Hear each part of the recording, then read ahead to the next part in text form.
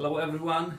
Today we have in studio with us Miss Barbara and Roy Price, our chairpersons for our Faith and Future Capital campaign. How did you become involved in our Faith and Future campaign? What are the beginnings of your story? All right. Well, one day we were at Mass, I think, and Father Sink said, "I'd like to speak to both of you in the office." Of course, Roy and I looked at each other and thought, What have we done? what have we done? So we came over, and he had the plans for the capital campaign coming out of the Finance Committee and the Building Committee. And he showed them to us and explained in detail all that was to happen. And we really enjoyed it. We thought it was just a wonderful plan. Very happy to be there. And then he asked us, would we be the co-chairs of the campaign? So, You mentioned before about the gospel for that oh yes. day. Well, it kind of surprised us, and we looked kind of shocked. And Father Sink said, "Well, now you can go home and think about this, give it some thought, and get back with us." And Roy and I looked at each other and thought a minute. Could we do this or not? And we said, "Well, we'll try." And so we said, "Yes, Father, we'll do it." And the reason that we did was the gospel. We went to morning mass that morning. The gospel was saying yes to God. So it really was a no-brainer for us. Yeah. And so we said we'll do our best, and that's why we're here. Could you review for us what we already accomplished, the phase one for our campaign? Yes, the phase one, of course, came up because of the need for a new roof on the school building.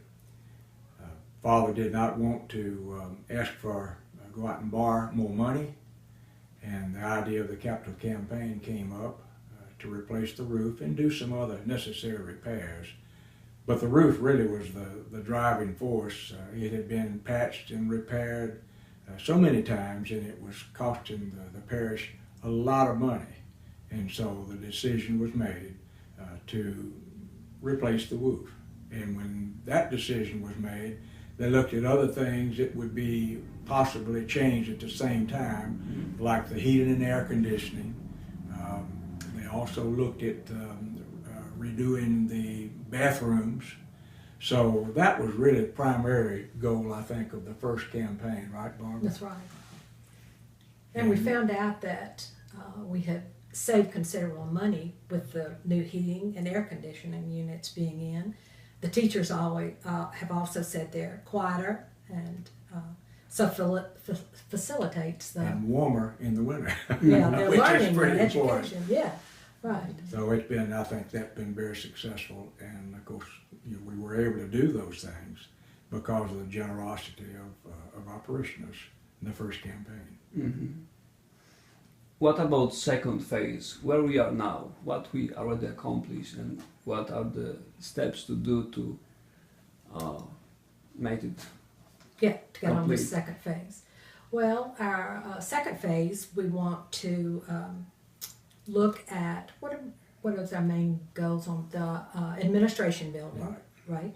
And putting the preschoolers that are now outside of the realm of the church itself, bringing them into the campus for safety reasons, and then making a dedicated 8th grade, 7th and 8th grade, middle school, 7th, 8th grade, 6th, 7th, and 8th grade, I believe.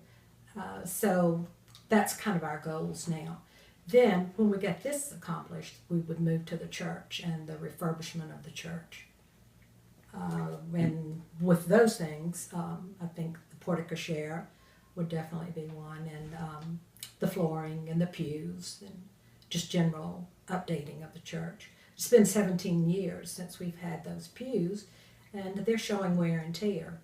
So if we can, with the grace of God and our parishioners, move forward on this, I think it would be a very good thing for us.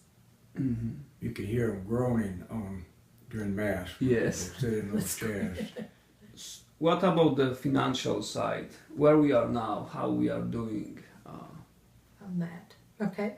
Well, Yeah, we talked to numbers. Michelle this morning, and we have 138 families who have contributed $586,000 so far. This is a wonderful, wonderful start, and we're so appreciative for these families that have bought in on this and have been able to do this.